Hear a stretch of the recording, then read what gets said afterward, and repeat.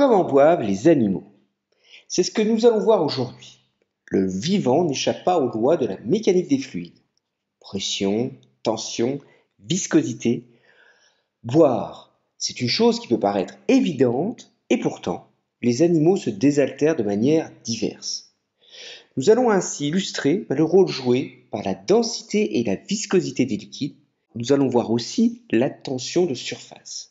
Ça va être l'occasion de montrer tout l'intérêt de nombres sans dimension, le nombre de Reynolds et le nombre de Bond, BO, pour le vivant. Alors si je vous demande, là maintenant, de distinguer les paramètres qui influent la manière dont on boit. Je vous laisse réfléchir. Vous allez peut-être m'en citer 3. Oui, bien sûr, ça dépend d'abord de la taille de l'animal, effectivement aussi de la morphologie de ses pièces buccales. C'est pas forcément pareil d'avoir un bec à la Donald ou une bouche ou une trompe de mosquito. Et puis, vous allez peut-être me dire aussi que ça dépend de le comportement vis-à-vis de l'environnement. L'eau n'est pas forcément accessible de la même manière dans le désert ou en montagne. Alors dans cette vidéo, nous allons nous concentrer essentiellement sur l'aspiration des animaux. Alors ça concerne une bonne partie des mammifères, mais aussi des insectes, comme vous voyez ici. Alors on ne traitera pas ici comment les chiens ou les chats lapent, ou encore le phénomène qu'on rencontre chez les poissons, c'est le phénomène d'osmose. Alors si on s'intéresse à l'aspiration, elle va s'effectuer soit à travers un orifice, comme par exemple les lèvres ou le bec, ou alors à travers un tube. Et c'est ce qu'on va appeler l'aspiration capillaire. C'est par exemple la trompe du moustique. Alors la deuxième question qu'on peut se poser, c'est qu'est-ce que la mécanique des fluides va pouvoir apporter pour caractériser ces modes d'aspiration. Autrement dit, comment notre manière de boire est-elle façonnée par la physique? Alors, en bon physicien, commençons par analyser le problème. La première étape, en mécanique des fluides, c'est d'identifier les forces. Les forces qui sont impliquées dans le transport des fluides. On va examiner l'équilibre entre deux types de forces. On va faire le bilan entre les forces qui sont motrices, c'est-à-dire qui vont entraîner le liquide, et puis celles qui vont participer à la résistance, au mouvement d'entraînement de ce liquide. Alors, typiquement, ici, la motricité, elle va être assurée généralement par la contraction des muscles et les forces de capillarité. Et puis la résistance, elle va être générée par l'inertie du fluide, la gravité et la viscosité. Alors maintenant, si vous vous mettez dans la peau d'un physicien, toutes ces forces vont donc dépendre de 3 paramètres physiques. Et oui, on retrouve bien sûr la taille, la morphologie de l'animal. Par la suite, on va noter grand L, la longueur caractéristique de la pièce qui sert d'aspiration. Alors L, ce n'est pas forcément, attention ici, la taille de l'animal. Typiquement, si on regarde la bouche, son volume pourra alors être estimé en première approximation par L au cube. Alors ça va dépendre aussi des propriétés physiques du fluide. On va noter la densité ρ et puis la viscosité du fluide mu. Alors mu ici c'est la viscosité dynamique, attention, elle dépend de la pression et pas de la surface comme la viscosité cinématique.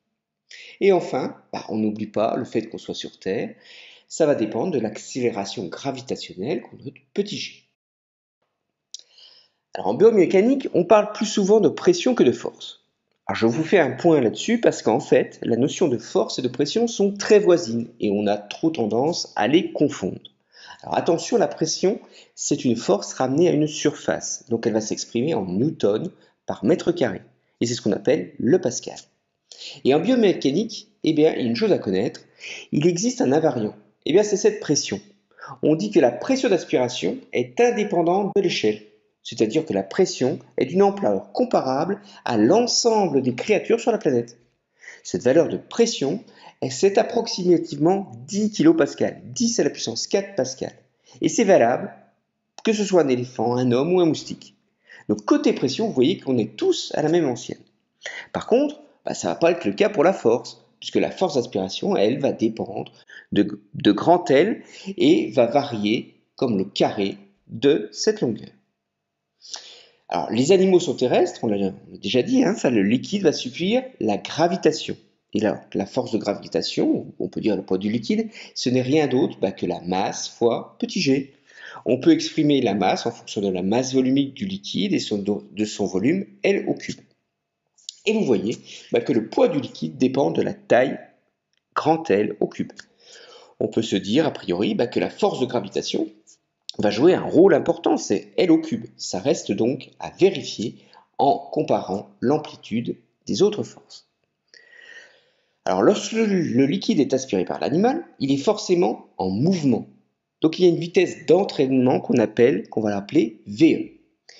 On doit alors considérer deux autres forces, ça va être la force d'inertie et la force de frottement. Vous vous rappelez du principe fondamental de la dynamique donné par Newton. La force d'inertie est donnée par le produit de la masse par l'accélération. Et la masse, c'est donné par ρ fois V, c'est-à-dire ρ L carré dx, si j'appelle dx le déplacement du liquide.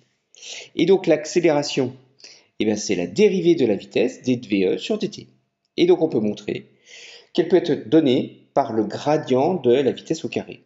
Et ça, c'est VE carré divisé par dx. Alors pour ce qui est de la force de frottement, elle est essentiellement gouvernée par la viscosité du liquide. C'est le terme de viscosité qui diminue la liberté d'écoulement du fluide. Cette force est proportionnelle à la surface, donc L au carré. Donc le frottement augmente donc bien linéairement avec la taille. Alors on a terminé ici le bilan des forces.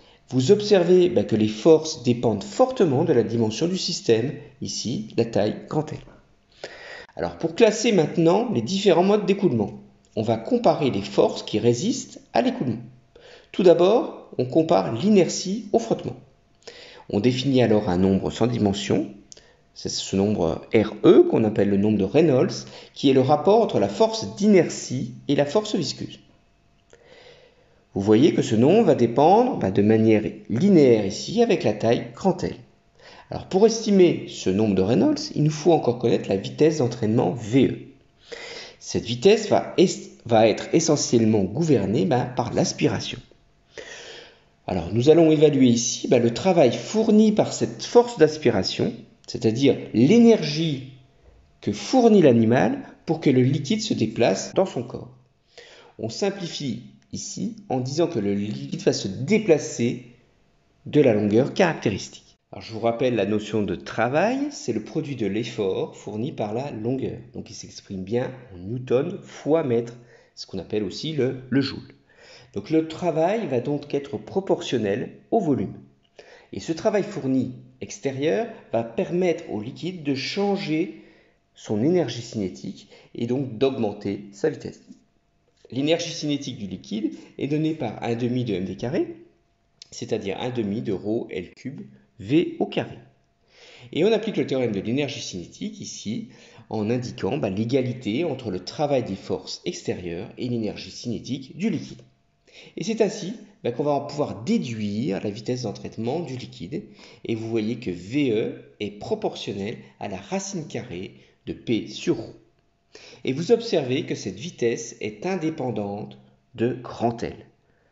Et oui, comme pour la pression, on peut l'estimer pour un liquide comme l'eau et on trouve une vitesse d'environ 1 mètre par seconde. Ça correspond en fait à une vitesse de l'ordre de 3 km/h. Cette valeur de l'ordre du mètre par seconde est-elle réaliste? Cela est-il comparable au débit de boisson qu'un homme peut aspirer? Alors le débit est donné par la section multipliée par la vitesse. Dans notre cas, c'est L carré fois VE. Pour un homme, L peut être estimé de l'ordre du centimètre si on considère sa bouche. Alors ça va correspondre à un débit que l'on peut calculer qui est de l'ordre de 10 centilitres par seconde, c'est-à-dire à peu près un verre d'eau en 1 seconde, ou encore 1 litre en 10 secondes. Alors vous voyez ici un film, le record mondial filmé, qui correspond à une injection de 1 litre en 5 secondes. Alors ne tentez pas de reproduire l'expérience chez vous, c'est totalement absurde. Mais ce qu'on peut dire ici, c'est qu'on peut considérer donc que notre calcul de VE va correspondre à la valeur maximum de la vitesse d'entraînement. On n'a pas en effet considéré toutes les dissipations d'énergie et donc on reste sur des ordres de grandeur. À partir de cela, on peut donc calculer le nombre de Reynolds. Alors là, la viscosité dynamique de l'eau, elle est connue, hein, c'est mu vaut 10-3 pascal fois seconde. Et donc ce nombre de Reynolds, RE, va dépendre linéairement de la taille de l'animal, grand L. Ce nombre de Reynolds va nous renseigner sur le mode d'écoulement de l'aspiration. Alors ça c'est dans votre cours, hein, on considère généralement que lorsque RE n'excède pas 2000, l'écoulement sera laminaire, c'est-à-dire que l'ensemble du fluide s'écoule dans la même direction. Par contre, si RE excède la valeur de 4000, l'écoulement est alors dit turbulent. Des tourbillons de liquide se forment localement avec des amplitudes, des ampleurs irrégulières. Alors on peut donc définir à partir de là une longueur critique, L étoile, qui va séparer ces deux régimes. Et si on fait le calcul, ce que je vous donne ici, c'est de l'ordre du millimètre. Alors vous l'aviez déjà intuité, les animaux de grande taille ne vont pas pouvoir bénéficier du régime laminaire. L'absorption d'eau va se faire par aspiration, comme une pompe, par différence de pression. Par contre, les petits animaux vont en revanche avoir l'opportunité de pouvoir s'abreuver à l'aide de capillaires. Alors intéressons-nous à ces petits animaux, c'est-à-dire à l'ingestion à travers les capillaires. Alors la capillarité s'explique grâce à la notion de tension de surface, sigma, ou tension superficielle. Cette tension s'exprime comme la raideur d'un ressort, c'est-à-dire en newton par mètre. Et donc on va pouvoir exprimer la force de capillarité par analogie à la loi de Hooke, c'est-à-dire que cette force est le produit de la tension de surface par la longueur caractéristique L. Alors on peut évaluer cette force de capillarité, ça va nous permettre d'en déduire une taille caractéristique des capillaires. L'ordre de grandeur, si on veut faire le calcul, pour la tension de surface, c'est environ entre 50 et 100 millinewtons par mètre. Et la pression P, elle n'est toujours pas modifiée. Et donc pour maintenir une différence de pression de 10 kPa, il faut donc des tailles de capillaires, je vous ai fait le calcul pour vous ici, de 10 microns. Alors à partir de là, on peut évaluer de nouveau le nombre de Reynolds en fonction de la tension de surface. Et cette fois-ci, ce nombre de Reynolds, RE, varie en fonction de la racine carrée de la longueur. Et dans le cas particulier qu'on vient de calculer, c'est-à-dire pour un capillaire de 10 microns, on trouve un nombre de Reynolds qui est d'environ 40. Et donc ça montre bien qu'on est dans un régime d'écoulement laminaire. Alors pour l'instant, nous n'avons toujours pas répondu au rôle de la force de gravité dans l'aspiration. On va estimer le rapport entre la force de gravitation et la force motrice par un autre nombre sans dimension qu'on va noter BO en hommage au physicien Wilfrid Bond. Alors on va se limiter au cas de la capillarité, et donc la force motrice ici est due à la tension superficielle sigma. Alors le nombre de mondes, BO, va varier avec le carré de la taille. Alors il est intéressant de comparer ici le nombre de B0 avec l'unité. Et voyez ici que si B0 est supérieur à 1, c'est la gravité qui domine. Sinon, en dessous de 1, c'est la tension de surface, la capillarité est-elle dominante. Et comme on l'a fait avec le nombre de Bond, on peut calculer une longueur caractéristique, L étoile, qui va correspondre à la frontière entre ces deux domaines. Alors on peut donc déduire qu'en dessous d'une taille de 3 mm, c'est-à-dire pour les petits animaux, le liquide va être piloté par la tension superficielle et pas par la gravité. Et c'est ainsi que on peut classer les animaux en fonction de ces deux nombres, RE et B0. Et c'est ce qu'a effectué John Bush, un chercheur du MIT, et il a publié ses résultats à peu près il y a une dizaine d'années. Alors grâce à cette représentation, on peut distinguer les aspirations contrôlées plus par la masse, ou la viscosité, ou la capillarité. Alors les gros animaux aspirent de manière inertielle, c'est-à-dire que c'est la masse qui gouverne l'aspiration, et cette aspiration va être turbulente. Alors pour les petits animaux, c'est la viscosité et la tension superficielle qui sont les paramètres dominants. Les petits animaux ne boivent pas que de l'eau, ils boivent aussi du nectar et même du sang. Donc il faut tenir compte alors du changement de la viscosité du liquide qui va alors considérablement augmenter.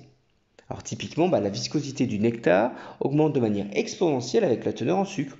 C'est-à-dire que mu fait 0,013 pascal fois seconde pour une solution à 10% de sucre et vous voyez qu'il augmente à 0,06 pascal seconde pour une solution à 60%.